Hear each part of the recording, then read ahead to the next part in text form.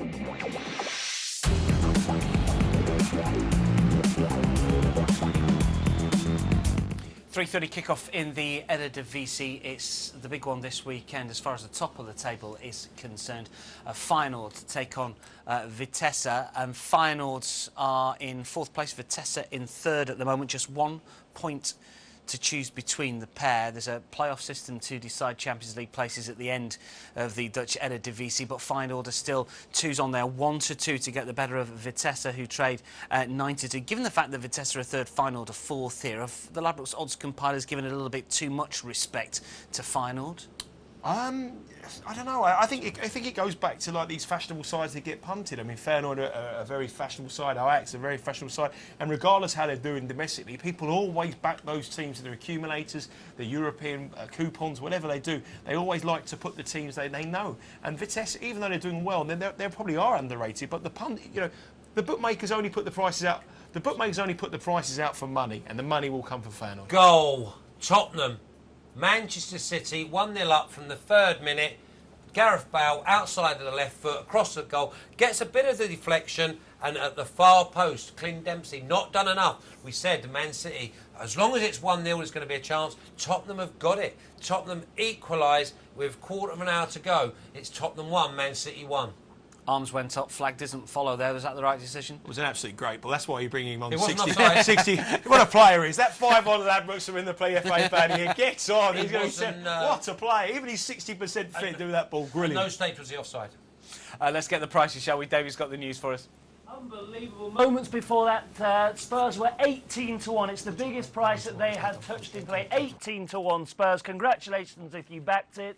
You're sitting on an 18-1 voucher that is now worth 100-30. Spurs 100-30, City 100-30, and the draw in there at 8-13. But literally moments before that cross came in and Dempsey finished it, Spurs touched 18-1 in play. As I say, never give up on the Spurs fans. Congratulations. OK, you've done your money if Gareth Bale was going to score next, but you must be feeling pretty chuffed with that. 18-1 into 100-30. It can change that quickly. Flash? Well, it is. That's football. But I think that the changes that have been made, I think they have been quite positive. But I stick by what I said at the beginning. The last 20 minutes, Man City are going to have chances. And I went with 3-1, 4-1 at the beginning, and I've got no reason to go against that at the moment. I think I've got momentum with my bet and backing Spurs at 9-2 after 10 minutes, even though I could have had 18-1.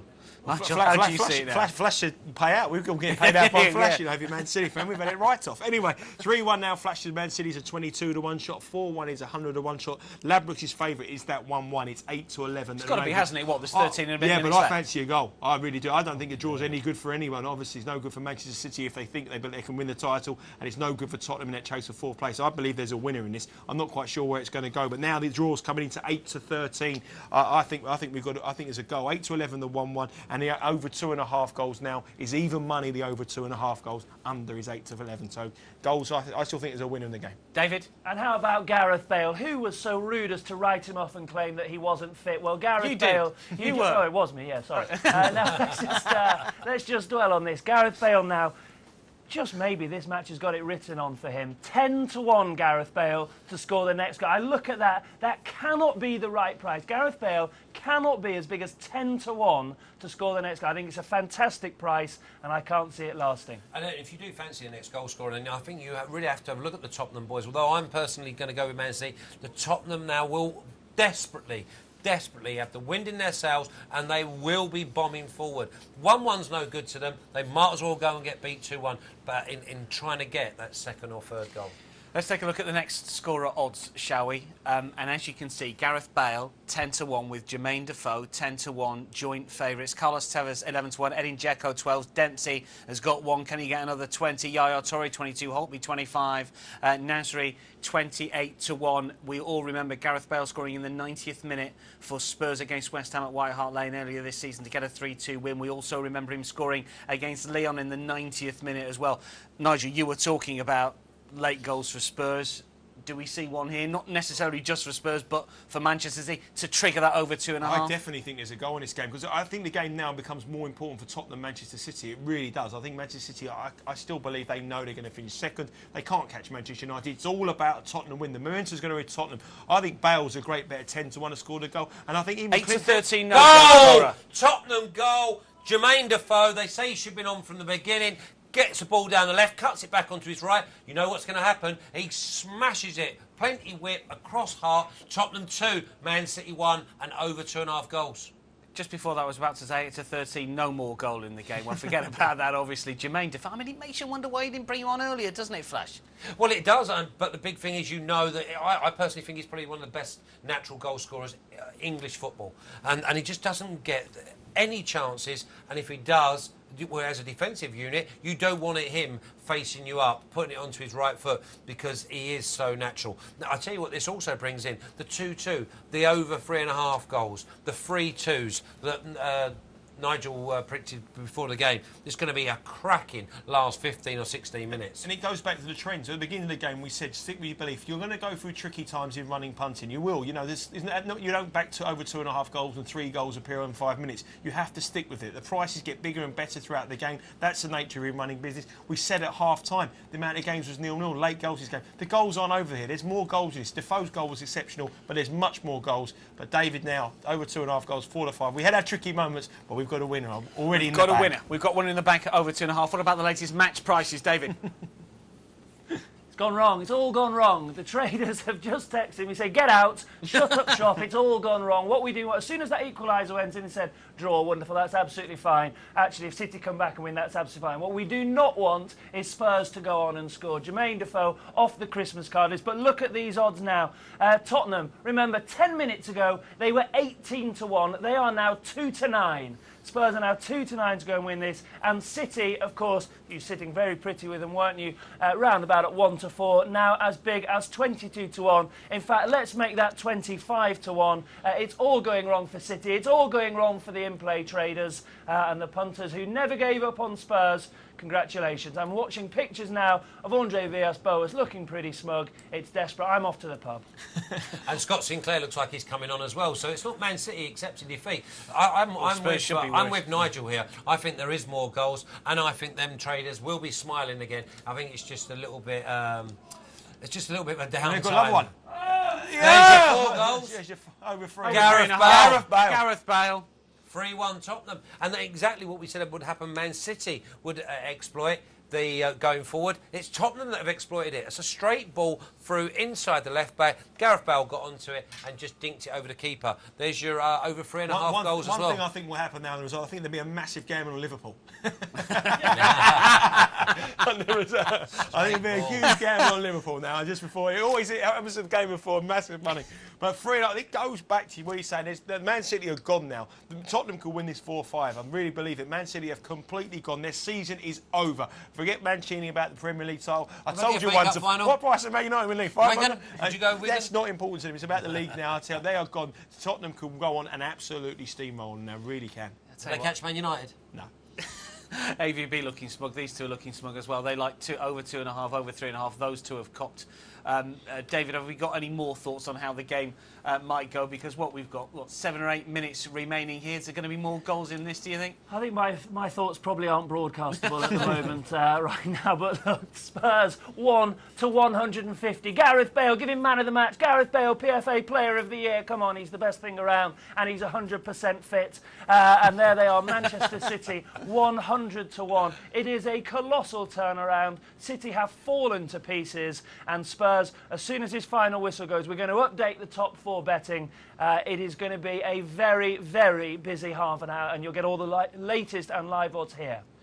Speaking of turnarounds, just glancing across at the tennis here, and it looks like Rafael Nadal, is he a break up in that second set? Yes, he is, yeah, he's got a break up. I mean, obviously, I didn't mention that. Dave was already down enough. I didn't want to tell him that. Nadal's broken him as well. Rub it in, I don't want to let him know. I daren't tell him the score in the Celtic game as well. This is not. What about Lille? Lille were 1-0 down. I don't want to kick a man when he's down. But Nadal has a break of serve. It's 30-all now. It's 3-2 in the second set. Game on there, and I think the betting now has changed dramatically on that one as well. But but I wanted to leave David concentrate on the football before he broke in more bad news.